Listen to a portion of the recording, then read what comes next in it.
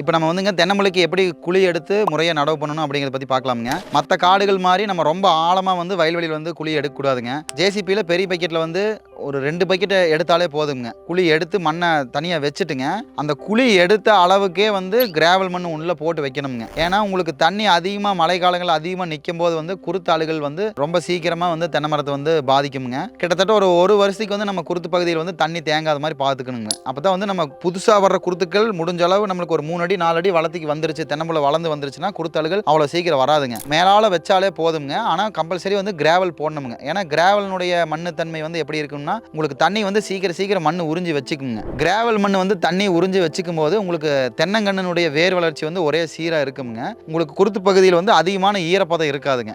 அழுகல் வந்து முழுசாக வந்து நம்ம அவாய்ட் பண்ணிடலாமுங்க. நம்ம புல்ல வளர வளர வளர மாசமே வந்து மண் சுற்றி போட்டே இருக்கணுங்க. சுற்றியுமே இப்படி ஸ்லோப்பாக இருக்கணுங்க. தண்ணி வந்து 2 அடி அல்லது 2.5 அடி தள்ளி தான் வந்து பாயணுங்க. அப்போ தான் அதாவது வேர் வந்து சீக்கிரம் வளர்ந்து வெளியே வருமுங்க. தண்ணியினுடைய இடம், அதாவது உலகிற இடத்த வந்து நம்ம தள்ளி கொடுக்கணுங்க. தண்ணி ரொம்ப பக்கத்தில் குருத்துக்கட்டை கொடுக்கவே கூடாதுங்க. குருத்துக்கட்டை தண்ணி கொடுக்கக்கூடாதுங்கிறது மற்ற காட்டுகளுக்குமே பொருந்தும். குருத்துக்கட்டை தயவுசெய்து தண்ணி பாய்க்க வேண்டாம். 2.5 அடி 3 அடி தள்ளி பாயுங்க. போட்ட கண்ணுக்கே தள்ளி பாயுங்க.